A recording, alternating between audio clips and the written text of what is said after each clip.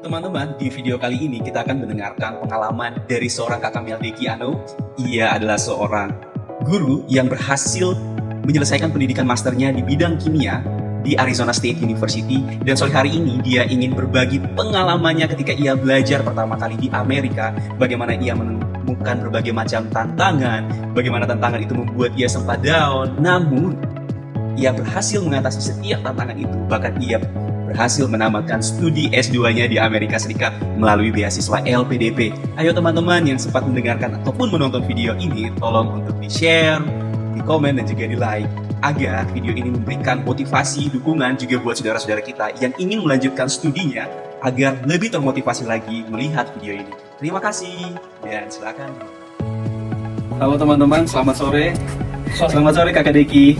Selamat sore Kakak Deki, apa kabar Kakak Deki? Baik. Kakak Boni apa kabar? Saya juga luar biasa baik. Kakak Deki lagi persiapannya juga untuk mau balik kembali ke Indonesia. Iya. Wow, puji Persiapan Tuhan ya, setelah Kak selesai Deki. studi. Yes. Teman-teman, Kakak Deki, nama lengkapnya adalah Meldeki Ano. Beliau telah menamatkan master studinya Yep. di bidang kimia dengan gelarnya Master of Science in Chemistry, dan merupakan salah satu award di beasiswa LPDP yang ada di Arizona State University, satu-satunya angkatan beliau yang lulus di bidang kimia. Dan beberapa hari ke depan beliau akan kembali pulang ke Indonesia dan memberikan kontribusinya yang terbaik bagi bangsa dan juga negara. Kakak Deki, ini sore hari ini saya mau ajak Kakak Deki kita bincang-bincang soal pengalaman pertama kali ketika Kakak Deki sampai di Amerika, di Arizona State University, dan pengalaman pertama itu Kak Deki, misalnya ada keterbatasan atau barrier, misalnya language barrier, atau menemukan budaya pendidikan yang berbeda, kemudian culture shock yang Kak Deki temukan. Nah, Kak Deki mungkin bisa sedikit dicerita pengalaman Kak Deki, terutama language barrier dan juga culture shock yang Kak Deki rasakan ketika jadi yang saya rasakan itu ya benar tadi, language barrier, sama yang kedua itu adalah how to adapt in a class gitu. Jadi bagaimana kita beradaptasi dalam kelas. Kan ada perbedaan antara di Indonesia dengan di sini, dimana kalau di Indonesia kita lebih segan, agak malu untuk bertanya, agak malu untuk memberikan pendapat. Tapi kalau di sini mereka cukup direct, mereka cukup terbuka, menerima masukan, menerima pendapat, maupun bertanya dalam hal-hal yang bahkan menurut kita sepele, tidak penting. Tapi kalau di Amerika kan istilahnya bahwa mereka bilang there is no stupid question, tidak ada pertanyaan yang bodoh. Artinya sekalipun kamu sudah tahu jawabannya, kadang mereka akan tetap jawab dengan antusias, dengan yang terbaik gitu. Nah, itu tentang mungkin budaya, tapi ketika masuk dalam kelas, kita juga adaptasi Kak Boni dengan dengan dalam kelas yang mereka sudah speakingnya really fast. Kita datang dengan kemampuan IELTS kita yang standar atau bahkan misalnya 6,57, tapi ketika kita datang ke sini, kadang bisa satu kalimat miss, bisa beberapa kata miss, gitu. Jadi memang kita perlu catch up, kita perlu adaptasi dengan pace-nya mereka gitu. Dan itu cukup challenging ya ketika 1 bulan 2 bulan pertama. Jadi teman-teman dengar ya, itu kata-kata Kak Deki, challenging. Kita tertantang atau menantang sekali ya 1-2 bulan pertama. Artinya bahwa bukan sulit tapi challenging. Challenging artinya bahwa kita punya kesempatan untuk beradaptasi dan juga belajar lagi. Benar, Kak Deki, ketika Kak Deki mengalami masalah seperti bahasa seperti itu, apa yang Kak Deki rasakan atau pengalaman apa yang membuat, apakah itu membuat Kak Deki down, membuat Kak Deki saya stres dan saya tidak mau lanjut kuliah lagi, atau bagaimana Kak Deki? Coba mungkin ada pengalaman seperti itu Kak Deki mungkin bisa share buat teman-teman yang ada di sini. Jadi ya maksudnya secara manusia, secara natural kita pasti alami kayak begitu, bahwa kita punya perasaan down, kita punya perasaan pengen menyerah, kita punya perasaan kenapa saya seperti ini dan lain-lain gitu. Dan saya juga pernah alami ya, kamu nih, ketika hari pertama kelas saya ambil mata kuliah advance organic chemistry, dan ketika duduk dalam kelas itu dia bahas tentang biokimia, di mana part biokimia atau kimia yang bagian biokimia ini basic saya tidak terlalu bagus, dan dia coba kaitkan dengan organic chemistry atau kimia organik. Jadi saya duduk dalam kelas 2 jam itu dan saya tidak mengerti apa-apa, sama sekali tidak mengerti apa-apa. Dan ketika kamu keluar kelas gitu, itu rasanya horor sekali ya, horor sekali, karena ibaratnya ini kamu sudah hari pertama datang dalam kelas dan kamu tidak mengerti apa-apa. Jadi kamu bisa bayangkan ini sisa kuliah saya apakah akan seperti ini juga Seperti gitu. dia. Jadi ketika kamu pulang, kamu punya ibaratnya pemikiran atau overthinking gitu ya, Iya, ini pasti berlebihan. overthinking, ya. Jadi saya juga alami itu, saya pulang, saya tutup pintu kamar, saya menangis, Kita saya berdoa, menangis loh. gitu. Saya berdoa, saya bilang Tuhan ini saya di tempat yang salah atau tempat yang benar, gitu. Iya. Dan saya saya telepon pembimbing saya, dia kuatkan saya lagi, terus dia beri motivasi, Iya. terus habis itu dia suggest atau rekomendasi saya untuk drop itu kelas masih bisa atau tidak gitu, dan saya cek ke advisor ternyata bisa gitu.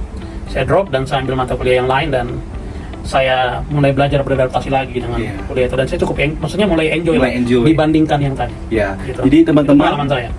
support system itu penting sekali ya ketika kita mengalami rasa down. Itu support system itu sangat baik, membantu kita agar mood kita bisa boost up kembali mood kita, dan juga kita bisa kembali percaya diri untuk bisa masuk Benar. dalam kelas ya Kak Diki. Support system itu adalah orang-orang terdekat kita, bisa keluarga kita, bisa pembimbing rohani kita, bisa teman-teman kita, bisa supervisor kita, ya Kak Diki, Ya, atau teman-teman bisa. yang juga di dalam kelas Kak Ya. Diki.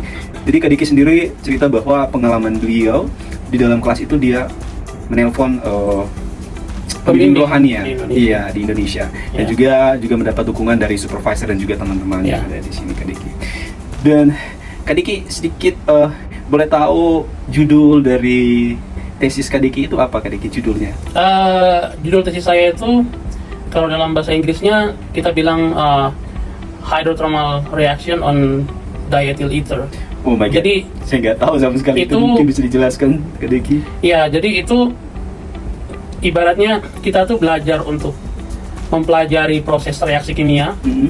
yang terjadi dalam bumi atau dalam batuan.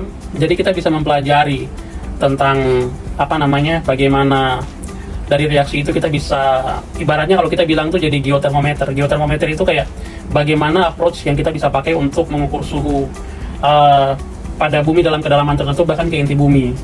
Atau aplikasinya bisa di geologi. Oh oke. Ya, makanya nama research group saya namanya Hydrothermal Organic Geochemistry. Wow wow. Jadi kalau orang bilang hydrothermal itu artinya kamu melakukan reaksi kimia pada suhu dan tekanan tinggi, gitu. Dan itu hanya menggunakan air, Oh, air iya. pada suhu dan tekanan Tekanan tinggi. tinggi. Makanya dibilang hydrothermal. Hydro, iya. Tapi aplikasinya luas, bisa Iya. kemana-mana. Gitu. Wow. Yo teman-teman lihat judulnya saja kepala saya sudah pusing untuk dengar. Tapi bisa diselesaikan loh. Kakak Diki, anak Papua, asal dari Dogiai teman-teman, dari daerah pedalaman, tapi bisa menyelesaikan salah satu judul tesis yang begitu sulit teman-teman di bidang kimia. So teman-teman, pasti ada jalan ya kalau kita mau Iya. berusaha Kak Diki ya. Pasti ada jalan selalu. Pasti ada selalu jalan ya. Terobosan apa sih Kak Diki yang Kak Diki lakukan ketika menemukan hambatan itu, tapi dengan berjalannya waktu Kak Diki mampu menyesuaikan? Terobosan-terobosan apa yang Kak Diki lakukan? Maksudnya Misalnya gimana? seperti apakah Kak Diki bertemu dengan teman-teman, mencari supporting system, bertemu dengan dosen, atau belajar lebih banyak menghabiskan waktu untuk membaca lagi, atau mendengar Terobosan dalam bidang dalam bahasa, Oh, oke. terutama mengalami keterbatasan bahasa, apa yang Kak Diki lakukan? Iya, kalau dalam hal keterbatasan bahasa ini kan, kalau saya pribadi kan, saya pertama pasti berdoa dulu, ini Tuhan ini gimana sih caranya supaya saya bisa beradaptasi gitu. Iya. Dan ya Tuhan juga kasih hikmat buat kamu untuk bagaimana kamu bisa tackle the barrier, kan tackle the deadlock, Penghalang, ya. ya penghalang gitu. Nah, salah satunya yang Tuhan kasih adalah kamu banyak berbicara dalam research group kamu, maksudnya dalam artian bahwa interaksi dengan mereka ya.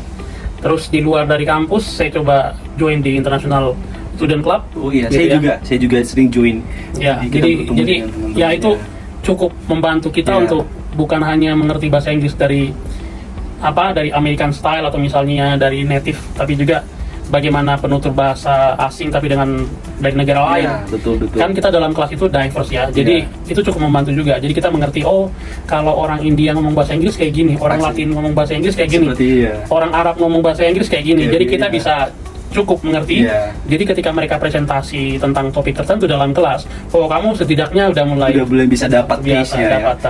pace-nya, gitu. Saya sendiri itu pengalaman di dalam kelas itu ada teman yang international student, dia second year PhD student dari Ghana, dan bahasa Inggris aksen bahasa Inggrisnya itu lumayan agak sedikit sulit, tapi karena interaksi terus menerus, so it can be really understand karena tapi tapi ada hal lain yang saya rasa cukup boosting kemampuan dalam hal listening dan dalam hal speaking itu ketika 2022 saya lamar jadi teaching assistant. Jadi TA. Ya, jadi TA, dan saya waktu itu memang berdoa supaya bisa jadi TA, dan saya juga berdoa supaya Tuhan kasih kemampuan biar bisa berbahasa maksudnya bisa speaking dengan cukup baik, dan dapatlah di kelas TA itu. Dan itu yang benar-benar menghabiskan cukup banyak energi Kak Boni, karena kamu harus siapkan materi, 1 minggu 2 kali kamu harus ngajar di kelas gitu, kamu sampaikan materi selama 30 menit, habis itu kamu harus ladeni semua mahasiswa, luar biasa 24 siswa dalam satu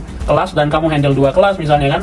Jadi itu yang menurut saya cukup boosting banget, itu yang paling cepat itu di situ, yang cukup bantu saya untuk bisa punya kemampuan berbahasa yang ibaratnya meningkat cukup pesat, bukan hanya listening tapi juga speaking.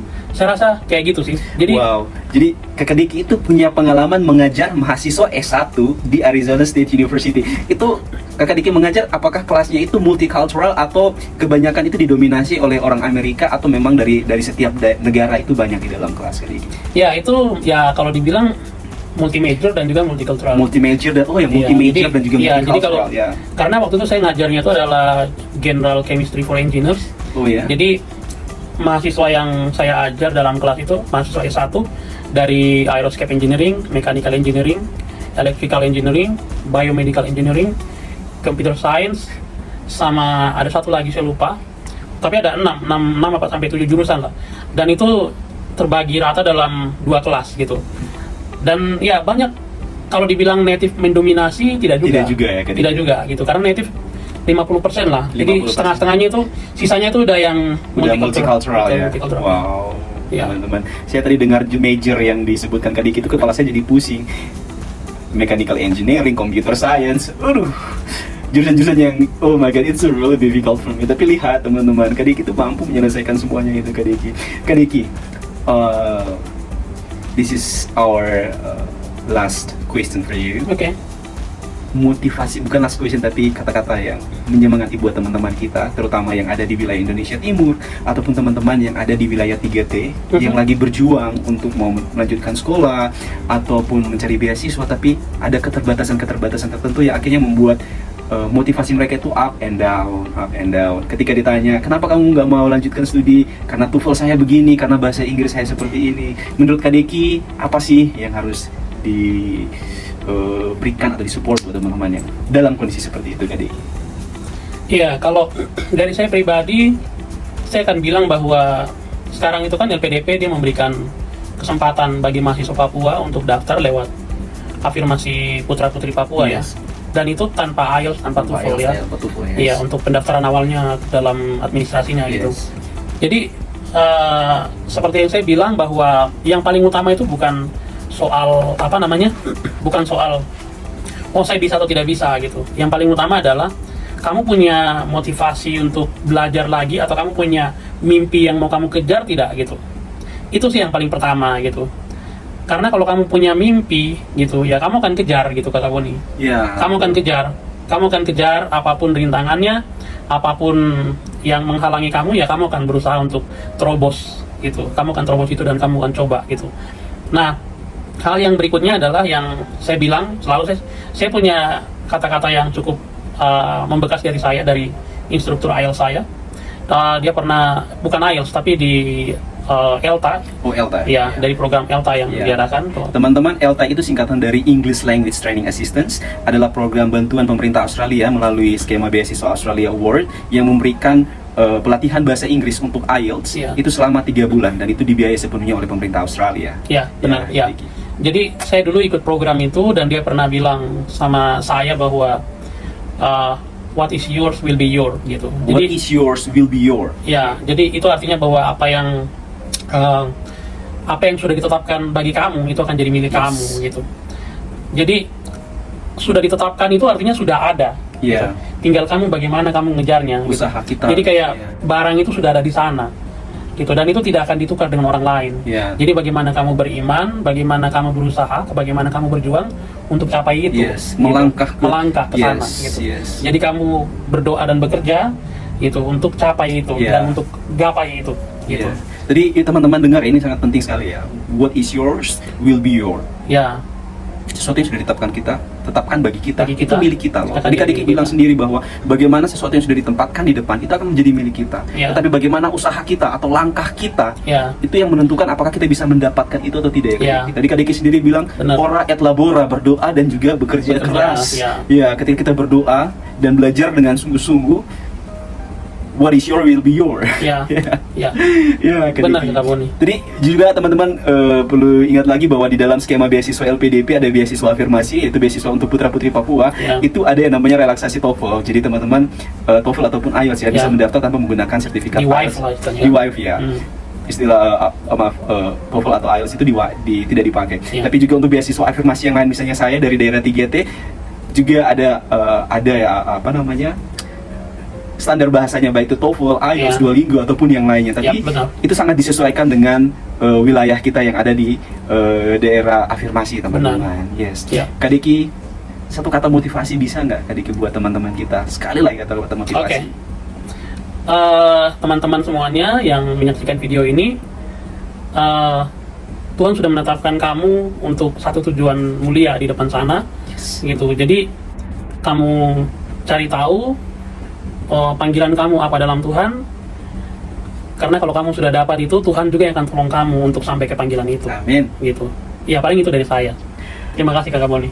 Baik, Kakak Diki, sangat berterima kasih Kakak Diki buat motivasi, kemudian Ya. diskusi kita yang sangat bermanfaat pada sore hari ini, Kak Diki. Ya. Dan saya berharap sekali teman-teman melalui video ini sangat membantu kita, memotivasi teman-teman untuk ayo kejar lagi mimpi kalian. Ada Ya. banyak beasiswa yang bisa dicapai dan teman-teman Ya, pasti ya. ada jalan. What is your will be yours. Oke? Ya. Ya. Baik teman-teman, selamat sore. Kakak Diki juga perjalanan nanti ke Indonesia bisa Yap. sampai tujuan dengan selamat. Terima kasih Kakak Boni. Terima kasih Kak Diki. Ya. Selamat sore. Selamat sore. Selamat sore teman-teman. Selamat sore teman-teman.